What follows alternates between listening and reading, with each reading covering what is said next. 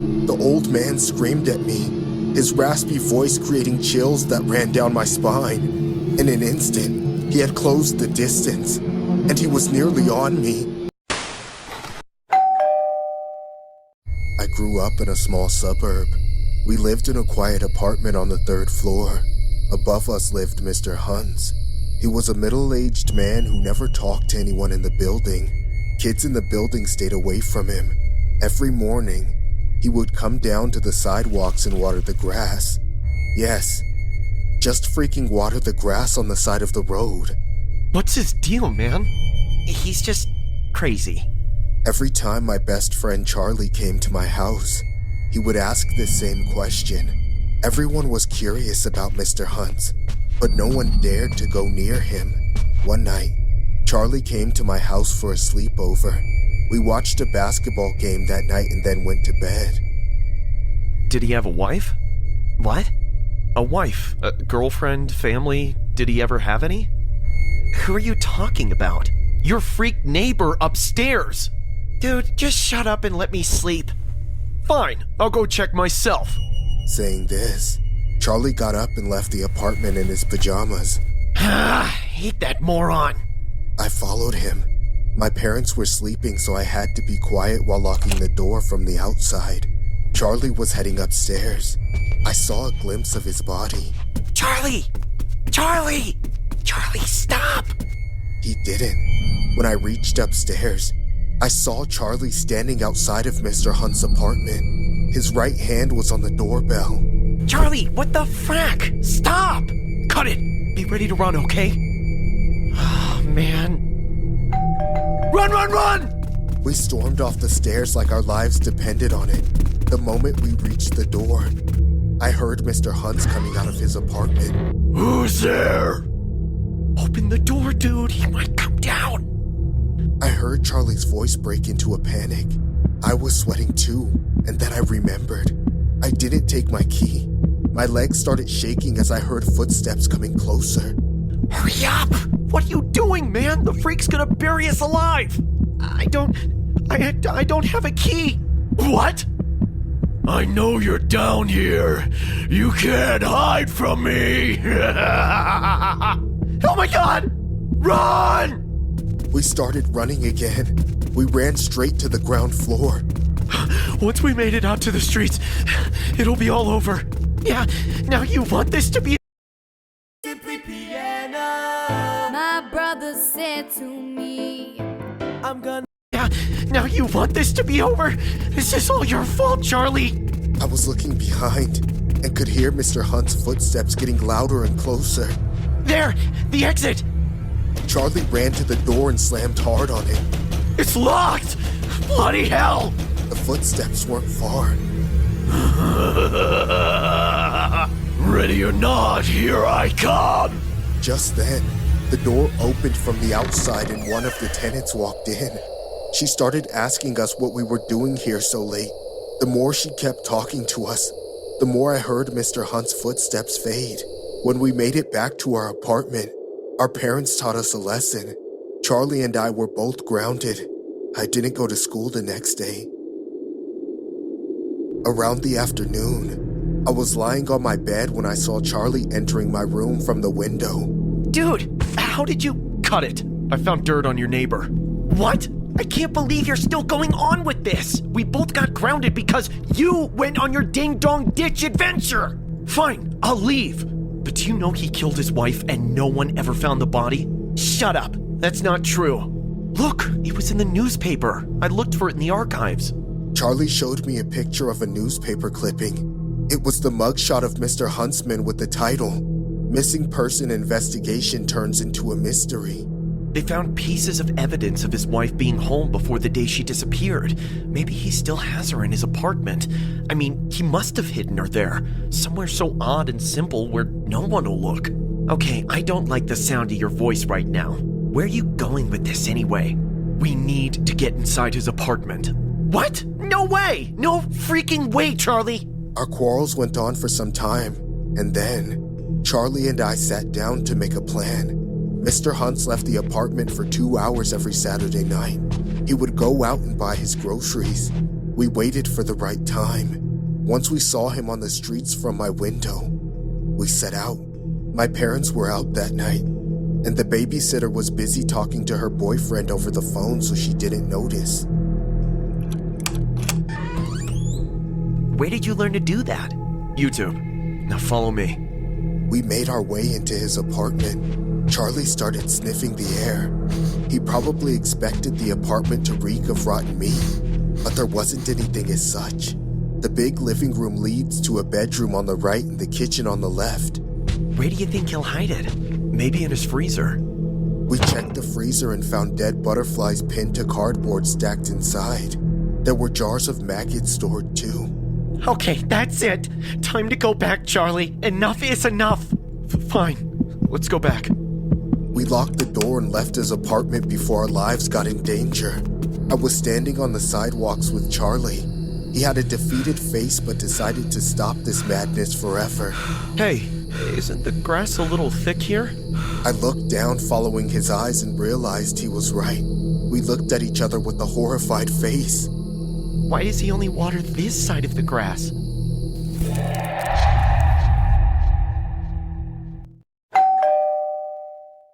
The neighborhood I grew up in was a small, tight-knit community. As kids, we played everything from Foursquare to Manhunt on the street, day and night. Most of the residents were families whose kids were all friends with each other, with only a handful of outliers. The major exception was the neighborhood maniac, a bitter old man named Mr. Thompson. He lived alone in a dingy house right in the middle of the whole block. Nobody knew if he had children or if he had ever been married, just that he was a total recluse who screamed at any kids who came near. For that reason, we sometimes referred to him as Old Man Nevercracker, the crazy hermit from Monster House. The resemblance between them was uncanny. Mr. Thompson was a bald and ancient skeleton of a man with a hunchback and the meanest, scariest face anybody had ever seen. Usually, everybody avoided him the way he avoided us. But in the dog days of summer, when every other game we were playing got boring, we became a little too desperate for entertainment. It started with the big orange tree in his front yard. The whole thing was chock full of perfectly ripe oranges. One day, we all started daring each other to run up and snag one. Mr. Thompson would run outside with the baseball bat and start swinging, but it was worth it. I swear, I never tasted an orange as good as the ones I stole from Mr. Thompson's tree. Within a week, the whole thing was bare. When the fruit was gone, we wanted more thrills. It wasn't long before we got the idea to ding-dong ditch him. First, I watched the older kids from across the street, and I never laughed so hard in my life. Mr. Thompson looked like he was about to burst one of those nasty bulging veins on the top of his head. Then, as we went back inside, another kid ran up and rang the doorbell again, sprinting away just moments before Mr. Thompson opened the door and hurled a tire iron at him. After that close call, they gave it a rest for a few hours, then had someone else do it. At that point, Mr. Thompson was threatening to call the cops, so everyone stopped for the evening. The next day,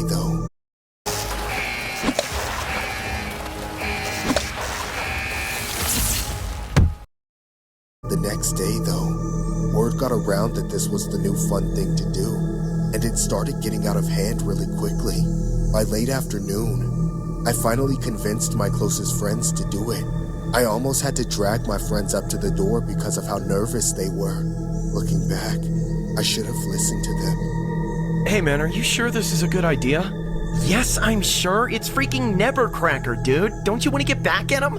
Yeah, but it's just over a couple footballs, you know? Is it even worth it? Just wait till you see the look on his face. I really don't know about this. Can't we try tomorrow? I just feel like it's been done too many times today. Oh my god, will you please stop being such a chicken? Nothing bad is going to happen to you, alright? So just chill out. Fine. Let's get this over with. Now that's the attitude I'm looking for. Come on, let's go. I'll always remember the way my heart pounded as I crept up to the door. It was such a rush. My friends were an arm's length behind me. just there to get a taste for it. I could feel my pulse in the tip of my finger as I put it on the doorbell. Then I pressed it. It rang from inside. And right in that instant, the door opened. I turned around to run away from Mr. Thompson, but he grabbed me by my shirt and yanked me back, then held onto the base of my neck with a vice grip. All of a sudden, this wasn't funny anymore. Mr. Thompson was at a stage of rage and fury that nobody had ever seen before, and I was about to get the brunt end of it. I was too petrified to look back, but I could feel his stale breath on my ear. Look at your friends running away. Some good ones you got there, huh? I'm sorry, Mr. Thompson. I really am. I won't do it again, I swear. I know you won't. And when I'm done with you, nobody will ever pull a stunt like that again. What are you gonna do? Shut up! Mr. Thompson dragged me by my ear into his house. It was dark and reeked like nothing I'd ever smelled before. There was even a chair in front of the door where he had been waiting for us. As he dragged me along, it became clear that he wasn't just a hermit, but also a hoarder. There was just junk everywhere, and everything was filthy. Finally, he stopped in the kitchen and pulled me up by the throat so he could scream in my face. I'm sick and tired of you kids and your stupid games. Go ahead and tell your little friends about this and see if any of them want to still play. I said shut up! Look here! Mr. Thompson forced my head down so I was looking into the kitchen sink. What I saw made me gag. It was full of this disgusting, murky water with bits of old food scraps and spit from his chewing tobacco, and it smelled like it hadn't been drained in weeks. Don't look too good, do it! How about you get a closer look? That's when he pushed my head into the water. He held me there as I kicked and punched to try and break free. But this old man that looked so fragile must have still had his strength from his years in the military, because I was powerless in the struggle. I inhaled and swallowed so much water. After a few seconds, which seemed like eternity, he lifted my head up. I immediately threw up into the sink, just for him to plunge my head back under, straight into it. It was awful. He kept me there until I felt like I was moments from drowning. Then he finally let me go and pushed me away. Somebody was knocking at the door. That's your savior, you little rat. Now, scram! I ran for the door, coughing and gagging and crying. When I got outside, my dad was standing right there. My friends had run off and called him for help, and I could see the look in his eyes that said he was halfway between calling the cops and beating Mr. Thompson to a pulp with his bare hands. My mom was close behind. She consoled me and took me home to wash everything off. I remember looking back as my dad entered Mr. Thompson's house for a talk. To this day, I never found out from either of them what happened, but there was a stark difference in Mr. Thompson ever since. It was like he'd been castrated. Of course, this made it easy for the whole neighborhood to reap some vengeance on my behalf. Grabbing the camera, I turned to my team who was waiting for me in the car. Let's do this, guys! Hopping into the seat, I waited impatiently for Dave to rev up the engine and we were on our way. The video idea was perfect and was sure to blow up our YouTube channel. Who could resist a viral ding-dong ditch video? Okay, guys, we need to find the perfect house for this. The madder the owner gets, the better, okay? We drove around for several hours, hopping out and playing pranks on several houses. Some of the owners had some good reactions, and I was convinced that this video was going to be sick. Eventually, however, the sun began to set in the sky and the evening chill set in. One last house for the night, guys. How about that one? I don't know, man. It looks abandoned.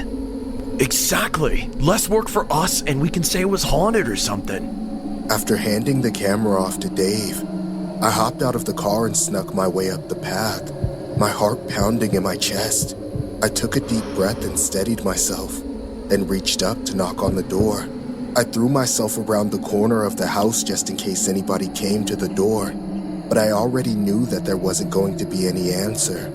The house was abandoned after all, which was why I didn't even bother to run away from the window I had flattened myself against. Suddenly, however, the faces of my friends in the car grew pale. and Dave pointed at the window behind me. I raised an eyebrow at him, then turned around. I threw myself backward, my heart pounding in my chest, as I saw the horrific figure standing in the dimly lit window. He didn't move or say anything. He just stood there watching us.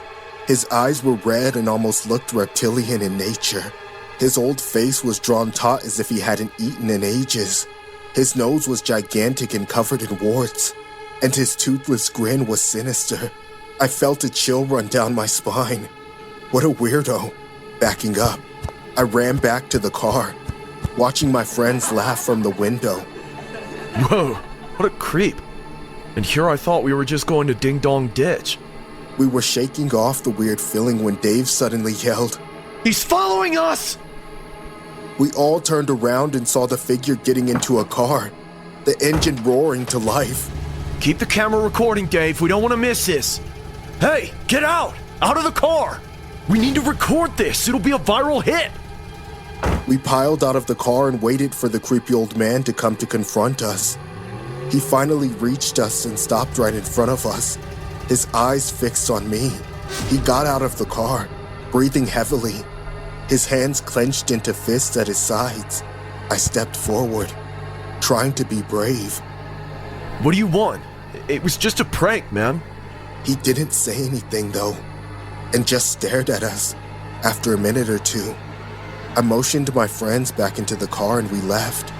I thought he was gonna do something cool for the content. That was boring. We drove down the street, and I guess I thought that the car trailing behind us was just some random vehicle. Eventually, Dave dropped me off at my house, and the rest of my friends drove off. As I began to walk toward my door, I noticed the same vehicle which had been behind us parked across the street. The man was out there, watching me. I froze in place, my heart pounding in my chest. He had followed us all the way and now he was here. I took a deep breath and tried to calm myself down as I slowly backed away from the house. In an instant, however, the man had leaped out of his car. His old body moved frighteningly quickly and he ran toward me, a devilish scream of anger coming from his throat. I stumbled back, my feet unable to keep up with my racing mind. Ding dong! Ding dong! The old man screamed at me, his raspy voice creating chills that ran down my spine. In an instant, he had closed the distance, and he was nearly on me. I leaped to my feet, my heart pounding in my chest as I stumbled along the street, running as fast as I could. I could hear him behind me, his footsteps never getting closer but never farther either. I could hear him screaming behind me, some incoherent gibberish about pranks, Ding Dong Ditch, and about our crew. I heard him screaming and yelling and knew that if I stopped running for an instant, he'd be on me. I didn't want to know what would happen to me. Get away from me! Eventually, as I ran into a busier part of town, he disappeared. I don't know where he went, but in one instant he just seemed to have vanished. I didn't stop running though, and I ran all the way to a police station where I reported the old man. The police did have a few questions about why we were ding-dong ditching his house, but once I explained everything, they quickly launched an investigation into the man's whereabouts. According to the police, they had searched his home to find some teens being held hostage there. The old man had allegedly kidnapped these teens who had previously prank called his house. We were relieved to find out that our lives were not in danger anymore, but at the same time felt shaken up by our scary experience. I don't care how many views this video gets us. We're never going to ding-dong ditch a stranger ever again. This experience was definitely a wake-up call. Ding dong! Ding!